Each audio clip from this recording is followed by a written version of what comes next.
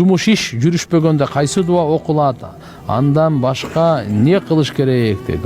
Хажат намазы бар. Эртерээк туруш керек. 5 убакыт намазды каза кылбаш керексиз. Таң эртең. Анан истихара окуш керек. Алла Тааладан жардам сурап, истихаранын өзүнүн дуасы бар.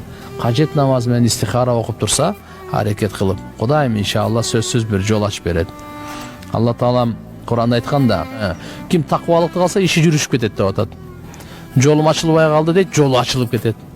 Алла Таалам чыга турган жолду дайындап коет экен да. Ага тупик болбойт ага. Анын бактысын эч ким тоса албайт, эч ким бактысынын жолун жаба албайт аны. Бир шарт таква. Аллаху акбар. Алла Таала айтат, ошол аяттын уландысында не дейт? Жана Алла Таала буга ушундай жерден ырыскысын жеткирип берет, өзү күмөн кылбаган, өзү ойлонбогон, күтпөгөн жерден Алла Таала аны рызкысын жеткирип турат.